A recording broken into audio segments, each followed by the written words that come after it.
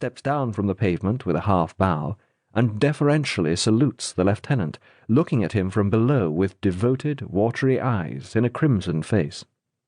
His hand raised to his cap, the lieutenant returns the respectful salute of his superior officer, returns it with a look of childlike friendliness, and passes on.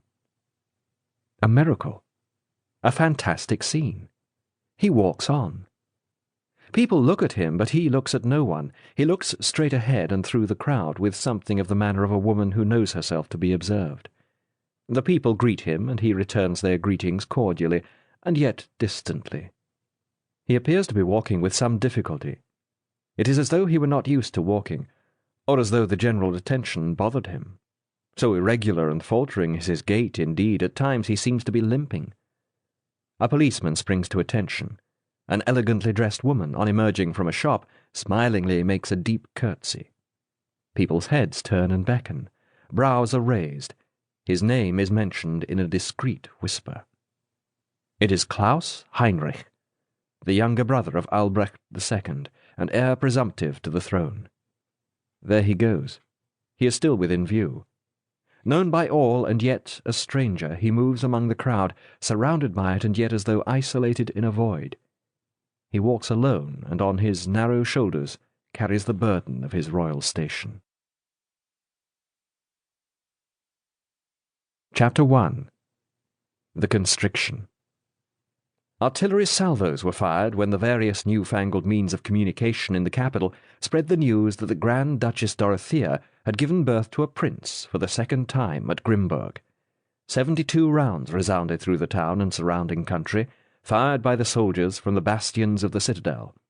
Directly afterwards the fire brigade also, not to be outdone, fired with the town salute guns, but in their firing there were long pauses between each round, which caused much merriment among the populace. From the top of a wooded hill the Grimberg dominated the picturesque little town of the same name, whose grey sloping roofs were mirrored in a tributary stream, and which could be reached from the capital within half an hour by a local railway which ran at a loss. The castle towered up there, sturdily built by the founder of the Grand Ducal dynasty, Margrave Klaus Grimbart, in the dim beginnings of German history, since then repeatedly rejuvenated and repaired, fitted with the conveniences of the changing times, always kept in a habitable state, and especially honoured as the ancestral seat of the ruling house and the cradle of the dynasty. For it was a rule and tradition of the house that all direct descendants of the Margrave, every child of the reigning couple, must be born there. Nor was this tradition to be ignored. The country had had free-thinking and sceptical sovereigns who had made fun of it, and yet had complied with a shrug. It was now much too late to break away from it. Whether reasonable and enlightened or not, why, without any particular need, break with a time-honoured custom which, so to speak, had proved itself? The people were convinced that there was something in it. Twice in the course of 15 generations, children of the reigning sovereign, owing to some chance occurrence, had been born in other castles. Twice they had come to an unnatural and ignoble end.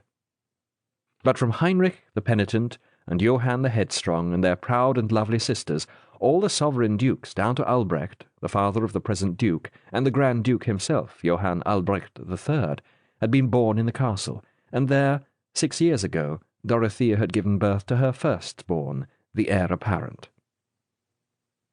The castle was a retreat as dignified as it was peaceful.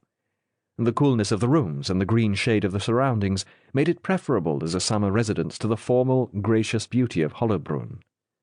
The ascent from the town, up a badly paved lane between shabby cottages and a tumbling wall, through massive gates to an old inn close to the entrance of the courtyard with a stone statue of the founder, Klaus Grimbart, in the centre, was picturesque without being comfortable. Extensive grounds, however, covered the rear part of the castle hill, and easy paths led down the wooded, gently sloping park, offering ideal opportunities for carriages, drives, and leisurely promenades.